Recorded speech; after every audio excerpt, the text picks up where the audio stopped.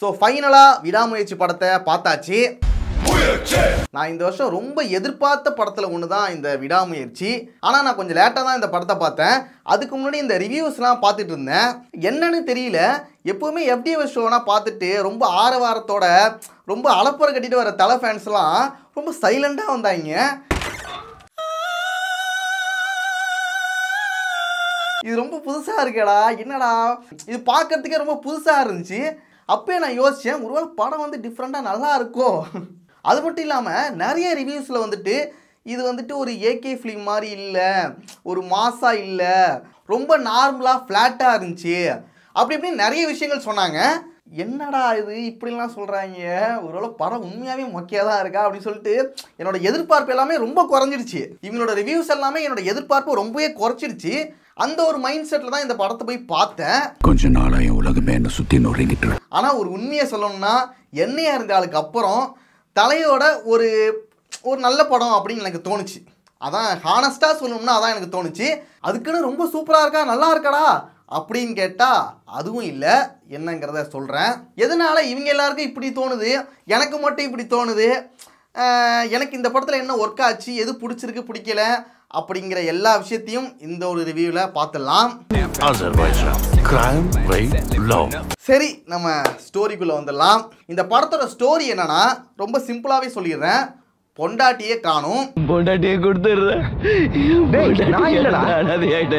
இதுவே போதுதான் நினைக்கிறேன். படத்தை போய் பார்த்தீங்கன்னா மீதியை பார்த்துக்கலாம். இதை ஸ்கெட்சை போட்டு கொடுத்ததே போலீஸ் தான் சார். அடுத்து இந்த படத்தில் நடித்த நடிகர்கள் எல்லாருமே நல்லாவே நடித்தாங்க.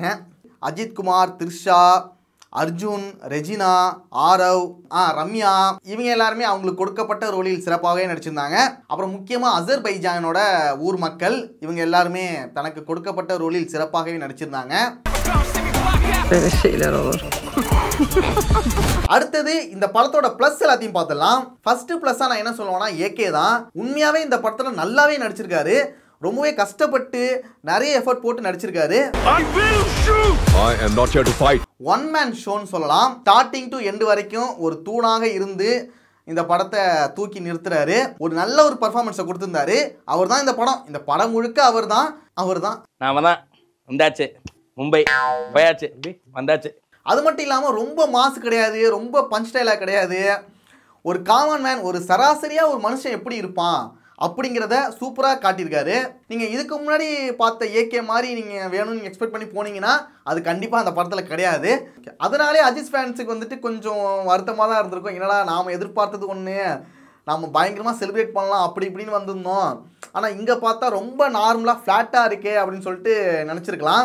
அது நம்மளுக்கு ஒத்து வராதுங்க. நாங்க என்னென்னமோ பிளான் பண்ணி வந்தோம், இப்ப பாதியிலே போக வேண்டியதா இருக்கு. ஆனால் என்னன்னு தெரியல, அதுதான் எனக்கு ரொம்ப பிடிச்சது.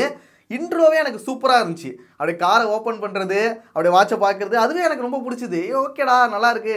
இது மாதிரி இன்ட்ரோ வந்து நான் என்னையா இருந்தாலும் லாஸ்ட் டைம் பார்த்துருந்தேன். அதுலேயும் ரொம்ப ஃப்ளாட்டாக நார்மலாக தான் இருக்கும். ஸோ அதுக்கப்புறம் இந்த படத்தில் வந்தது எனக்கு ரொம்ப பிடிச்சிது. ஸோ படம் முழுக்க ஏகே வந்துட்டு ரொம்ப நார்மலாக ஒரு மெச்சூராக ஒரு கேரக்டரில் தான் நடிச்சிருக்காரு. அதுக்கப்புறம் வேறு வழி இல்லை, நம்ம போராடி தான் ஆகணும், இவங்கள்ட்ட போராடி தான் நம்ம வந்துட்டு ஒய்ஃபை கண்டுபிடிக்கணும் அப்படிங்கிற நிலமையில ஒரு டிரான்ஸ்ஃபர்மேஷன் ஒன்று கொடுப்பாரு. அது சூப்பராக இருந்துச்சு. அதுலேயும் மாஸ் கிடையாது, ரொம்ப நார்மலாக தான் இருக்கும். அதுதான் யதார்த்தமும் கூட.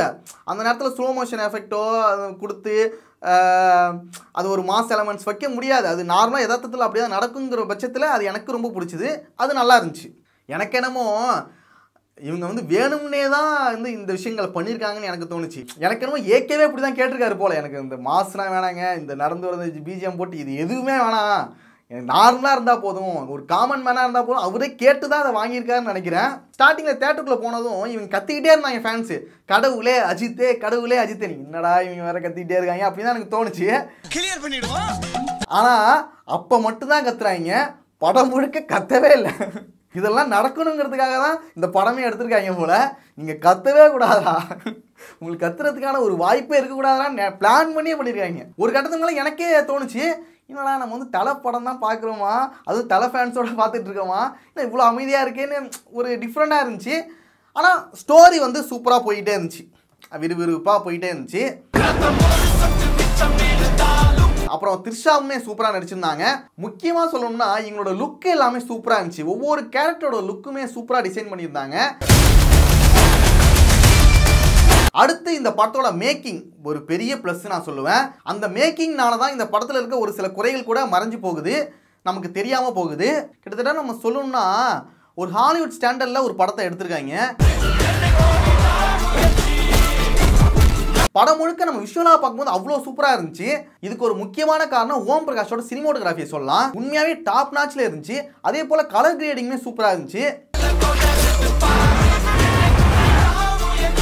அடுத்து அனிருத்தோட மியூசிக் வந்து இந்த படத்துக்கு ஒரு பெரிய ப்ளஸ்ன்னு சொல்லுவேன். சவடிக்கா சாங் வந்துட்டு உண்மையாகவே சூப்பரான ஒரு நல்ல வைபாக இருந்துச்சு. அடுத்து தனியேன்னு ஒரு சாங் வந்துச்சு, அதுவுமே நல்லா இருந்துச்சு, ஆனால் ரொம்ப நேரம் வரல. அதுக்கப்புறம் பத்திக்கிச்சு சாங் தான் வேற மாதிரி இருந்துச்சு. அப்புறம் பேக்ரவுண்ட் ஸ்கோர் சொல்லணும்னா அஜித்தே அந்த ஒரு மியூசிக் வந்துட்டு வெறித்தனமாக இருந்துச்சு.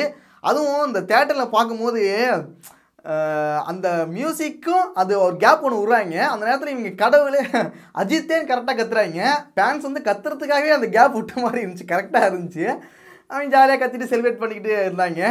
அனிருத்தோட மியூசிக் வந்து உண்மையாகவே நல்லா இருந்துச்சு. ஆனால் இன்னும் கொஞ்சம் வெரைட்டி காமிச்சிருக்கலாம் அப்படின்னு லைட்டாக தோணினாலும் இந்த ஸ்டோரியே வந்து ஒரே மாதிரி தான் போயிட்டு இருக்கும். அதுக்கு இது கரெக்டாக தானே இருக்கும் அப்படின்னு ஒரு ஆறுதலும் அடைஞ்சிக்கிட்டேன்.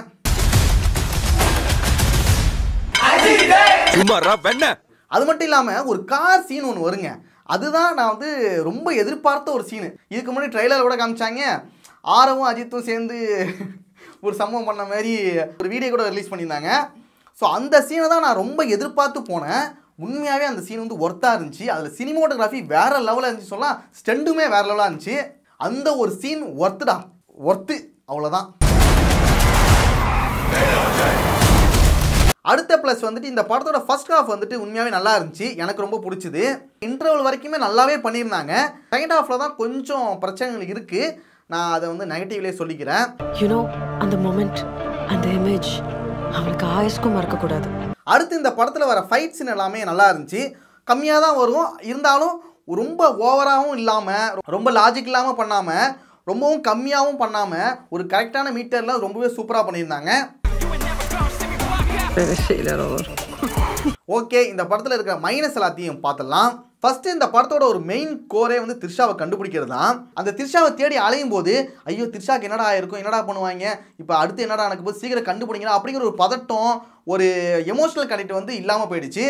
ஒரு கட்டத்துக்கு அப்புறம் படத்தில் வந்துட்டு த்ரிஷா நம்ம மைண்ட் செட்டே இல்லை, அவங்கள பற்றி ஒரு ஒரு ஐடியாவே இல்லாமல் போய்கிட்டு இருக்கு. அவங்களுக்கு என்னடா ஆனால் என்னடா அந்த ஒரு விஷயத்த இவங்க வந்து சரி பண்ணியிருக்கலாம்.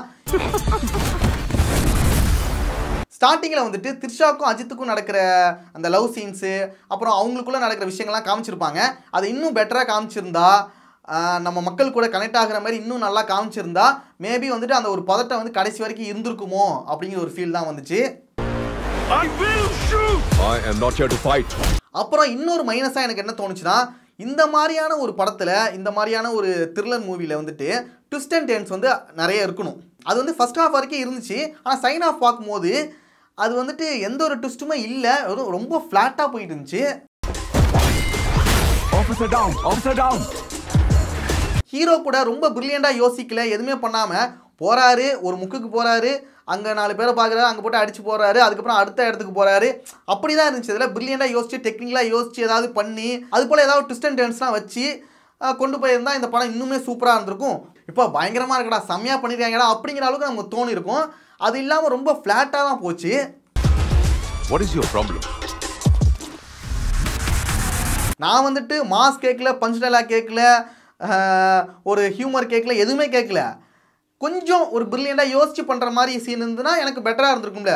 ஒரு ட்விஸ்ட் அண்ட் டர்ன்ஸ், ஒரு ட்விஸ்ட்டு கூட இல்லைடா செகண்ட் ஹாஃபில். நான் யோசிச்சு பார்த்தா ஏதாவது ட்விஸ்ட் இருக்குது, கிளைமேக்ஸில் ஒன்று வச்சுருக்காங்க, அது வந்துட்டு அப்படியே இருந்திருக்கலாமேன்னு தோணுச்சு. உண்மையாகவே அது சேட் எண்டிங்காகவே முடிச்சிருக்கலாம்டான்னு தோணுச்சு. கொஞ்ச நாளா என் உலகமே என்ன சுற்றி நொறுங்கிட்டு இருக்கு. அடுத்து இந்த அர்ஜுனுக்கும் ரெஜினாவுக்கும் ஒரு ஃப்ளாஷ்பேக் ஸ்டோரி ஒன்று காமிப்பாங்க, அவங்க எப்படிப்பட்ட வில்லன்கள்னு சொல்லிட்டு. அது சுத்தமாக எடுத்து தூக்கிருக்கலாம். அது வந்து இந்த படத்தை நெக்ஸ்ட் லெவல் கொண்டு போகிறதுக்கு எதுவுமே பண்ணலை, கெடுக்குது தான் சொல்லலாம். மட்டமான ஸ்டோரிடா அது. அதை வந்து இப்படி காமிச்சிருக்கிறதுக்கு இன்னும் பெட்டராக காமிச்சிருக்கலாம்டா. இவங்க வந்து எப்படிப்பட்ட வில்லன்னு காமிக்கிறதுக்கு இன்னும் நல்லாவே காமிச்சிருக்கலாம். அது வந்து பயங்கரமானது அப்படின்னு சொல்லி காமிக்கிறாங்க, அது வந்து ரொம்ப நார்மல், நல்லாவே இல்லை, அது கேவலமாக தான் இருக்குது. அடுத்து வில்லன் கேரக்டர் வந்து இன்னும் நல்லாவே காமிச்சிடும், ஒரு பயங்கரமான வில்லனாக காமிச்சிருக்கலாம். எப்படி த்ரிஷாவை பார்த்து நமக்கு ஒரு சிம்பத்தி இல்லாமல் போயிடுச்சோ அதே போல் வில்லனை பார்த்து பயம் இல்லாமல் போயிடுச்சு. அதுவுமே இந்த படத்துக்கு ஒரு பெரிய மைனஸாக தான் இருந்துச்சு. இப்படிப்பட்ட ஒரு வில்லங்கிட்டேருந்து எப்படா நீ காப்பாற்ற போகிற ஹீரோயினை அப்படிங்கிற ஒரு பயம் நமக்கு இருக்கணும்ல, அது இல்லாமல் போயிடுச்சு. அடுத்து இந்த படத்தில் ஒரு சில லாஜிக் மிஸ்டேக்ஸ் இருக்குதான். ஏன்னா இப்படிப்பட்ட ஒரு உண்மைக்கு நெருக்கமான ஒரு படம் எடுக்கும்போது அதில் இந்த மாதிரியான லாஜிக் மிஸ்டேக்ஸ்லாம் இருக்கும்போது தான் கொஞ்சம் ஒரு மாதிரியா ஒரு நெருடலாக இருக்குது. இப்போ புஷ்பா 2 படம் எடுத்துக்கினே வச்சுக்கிங்க, அது அப்படி தாண்டா, அந்த படமே அப்படி தாண்டா, அது ஒரு ஃபேண்டசி வேர்ல்டா, அப்படி ஒரு உலகமே கிடையாது, அது வேற ஒரு உலகண்டா அப்படின்னு நினச்சிட்டு பார்ப்போம்.